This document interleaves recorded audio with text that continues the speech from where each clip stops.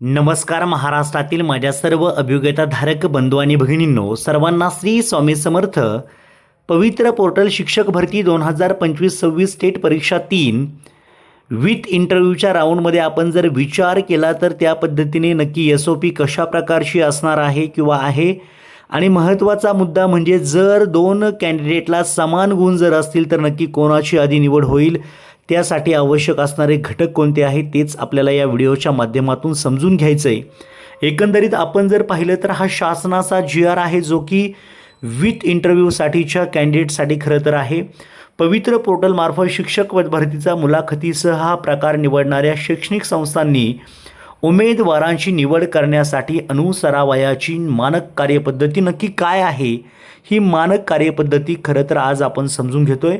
त्याआधी तुम्हाला माझी विनंती असेल की सर्वच्या सर्व विषयांचे आपण पाठ टाचन आपल्या चॅनेलवरती अपलोड केलेले आहेत. टेलिग्राम ग्रुपवरती त्यांच्या लिंक देखील मी देण्याचं काम केलेलं आहे. तुम्ही या व्हिडिओच्या डिस्क्रिप्शन बॉक्समध्ये देखील ते पाहू शकता. आता समजून घेऊया नक्की निवड कशा पद्धतीने होणार आहे. आणि आपण जर पाहिलं तर महत्त्वाचे नियम इथे आहेत पहा खाली. आपण जर पाहिलं तर सुधारित गुणांकन पद्धती नक्की कशी असणार आहे आणि निवड कशी होणार आहे.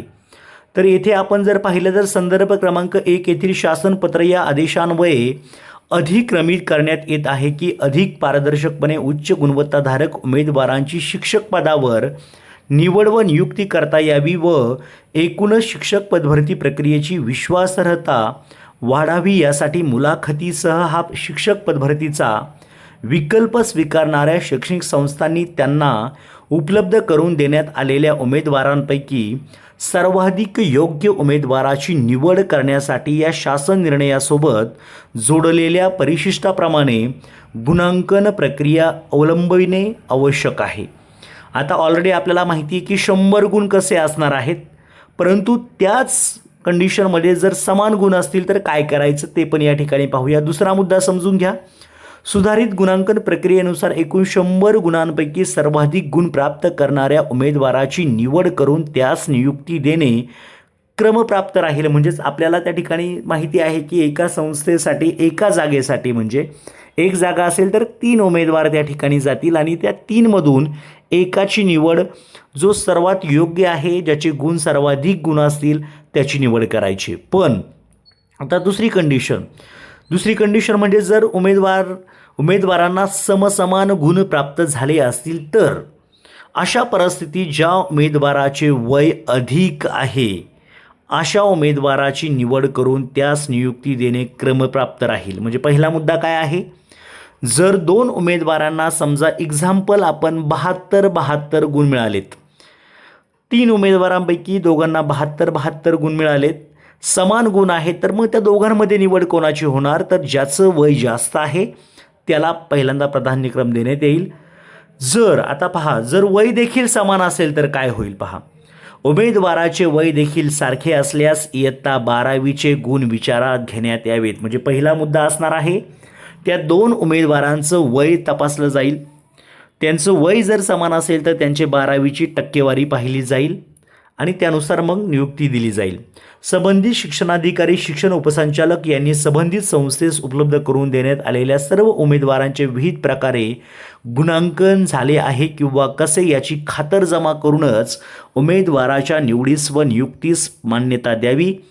शिक्षक अभियोग्यता व बुद्धिमत्ता चाचणी सन 2025 या परीक्षेतील व यापुढे होणाऱ्या अशा परीक्षेतील गुणांच्या आधारे शिक्षक पदभरतीसाठी प्रस्तावाअंतर्गत गुणांकन प्रक्रिया लागू राहील. या संदर्भातलं हे महत्त्वाचं आपण पाहिलं तर शासनपत्रक आहे. आणि हे 100 गुण कसे असणार आहे ते तर ऑलरेडी मी तुम्हाला याआधी स्पष्ट अगदी मुद्देसूद मांडलेलं आहे. अशा पद्धतीने ते जे गुण असणार आहे ते गुणांची थोडक्यात विभागणी आहे. ज्यांना कदाचित तो व्हिडिओ मिळाला नसेल तर त्यांनी पाहून घेऊ शकता. या ठिकाणी आहे शिक्षक अभियोग्यता व बुद्धिमत्ता चाचणीतील प्राप्त गुणांपैकी 75% गुण हे त्या ठिकाणी आपण पाहिले तर चाचणी परीक्षेत प्राप्त केलेल्या गुणांच्या 75% गुण आपल्याला त्या ठिकाणी घ्यायचे आहेत.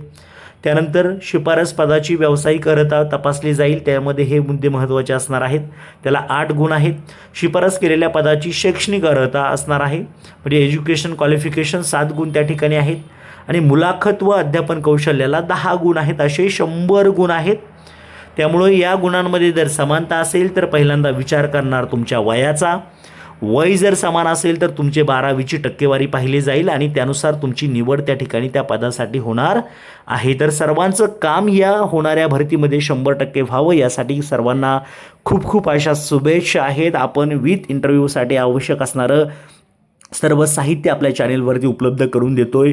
इंटरव्ह्यू फेस कसा करायचा हेही तुम्हाला त्या ठिकाणी या व्हिडिओच्या माध्यमातून आपण सांगून देतोय. तर अशा पद्धतीने सर्वांनी चांगली तयारी करा आणि चांगल्या पद्धतीने तुम्ही इंटरव्ह्यूमध्ये सक्सेस व्हा यासाठी तुम्हा सर्वांना खूप खूप अशा शुभेच्छा. Thank you so much. All the best.